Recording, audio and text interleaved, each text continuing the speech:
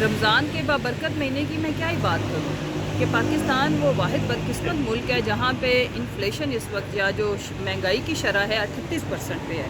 اور جن کے ساتھ ہمیں بڑا شوق ہے اپنا موازنہ کرنے کا، انڈیا 4.7% پہ وہ کھڑا ہے، سری لنکا جو ڈیفالٹ کر چکا ہوا ہے اور وہ 25% پہ کھڑا ہے۔ تو پاکستان کے اندر غریب آدمی تو ختم ہم نے کر دی ہے، مڈل کلاس ختم کر دی ہے، سپر ایلیٹ رہ گئی ہے، اور وہ بھی ایک اس ملک کے اوپر مافیا کی صورت میں مسلط ہے۔ اور رمضان میں پوری دنیا کے اندر نان مسلم کنٹریز میں بھی پیکیجز، ریلیف اور اس طرح کی چیزیں انٹروڈیوس کرائی جاتی ہیں، اور ویلفیئر اسٹیٹ جتنی ہیں یا مسلم ریاستیں ہیں وہاں پہ تو دسترخوان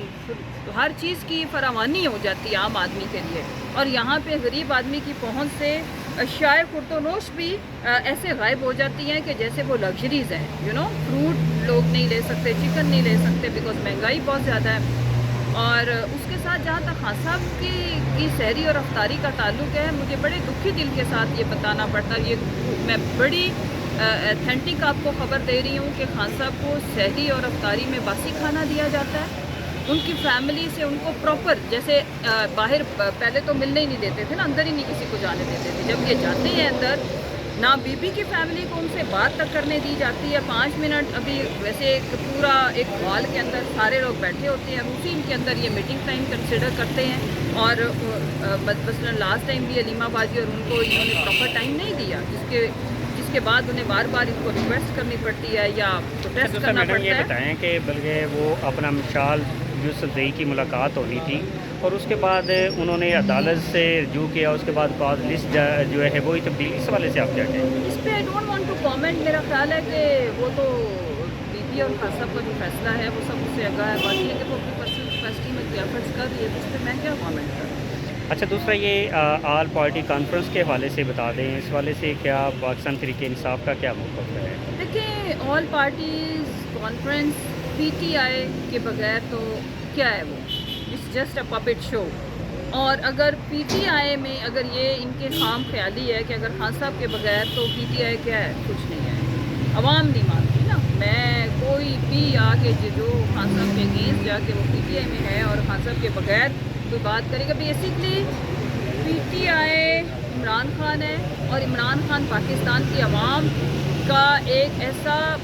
میں کہتی ہوں کہ ویٹو پاور کے ساتھ عوام نے ان کو منتخب کیا ہے، اور اس میں کسی دوسری سوچ کی گنجائش بھی نہیں ہے کہ خان صاحب کے بغیر پی ٹی آئی کو قدم اٹھا سکتی ہے، کیونکہ عوام ان کو نہیں اٹھانے دیتی۔ تو دوسرا یہ بتائیں کہ اس وقت یہ جو سانحہ ہوا تھا جعفر ایکسپریس دہشت گردی کے حوالے سے، اس حوالے سے آپ کیا کہیں گے؟ یہ بڑا افسوسناک ہے، اور بہت ہی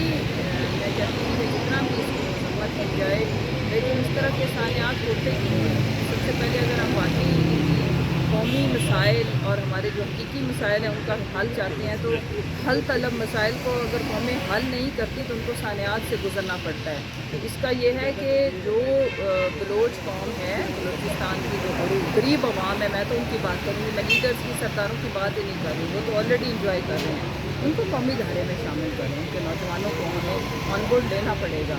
اور وہ پاکستان کا ایک بڑا قیمتی اثاثہ ہے ہمارا بلوچستان۔ تو وہاں پہ جو اس وقت کی سچویشن ہے وہ بڑی تشویشناک ہے۔ تو ہم رمضان میں ہم دعا کو تو ہیں، لیکن کیا خالی اگر دعاؤں سے ہوتا تو ہم پوری باقی جو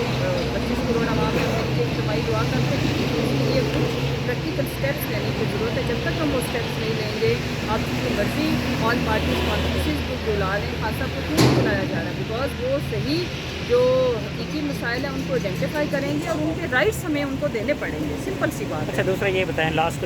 کہ اس وقت جو عمران خان صاحب ان کی 8 مقدمات کے حوالے سے جو لاہور ہائی کورٹ میں جو پٹیشن دائر ہوئے، تو اگر وہ وہاں سے بری ہو جاتے ہیں تو رہائی ممکن ہے؟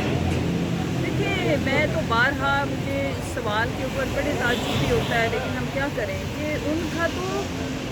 یہ تاریخ گواہ رہے گی اس بات کی کہ ان کو ناحق، اور ان کی اہلیہ کو ناحق جیل میں رکھا گیا، ہمارے باقی تمام لیڈران کو ناحق جیل میں رکھا گیا، نہ کردہ گناہوں کی سزا دی جا رہی ہے۔ تو اگر ان کی بیل بھی ہو جاتی ہے تو نو پوائنٹ کہ انہیں آپ نے جیل میں رکھنا ہے، اس کا تو کوئی تک نہیں بنتا۔ اور ابھی بھی میری اپیل ہے کہ خدا را ہوش کے ناخن لیں،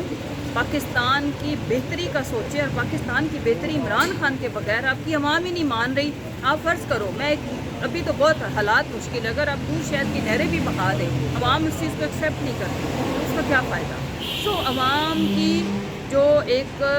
مینڈیٹ ہے اس کو احترام کرنے کا ایک ہی آپ کے پاس عملی نمونہ ہے کہ خان صاحب کو آپ رہا کریں, اور ان کا اندر رکھنا اس ملک اور قوم کے ساتھ زیادتی ہے, اور پاکستان کی جو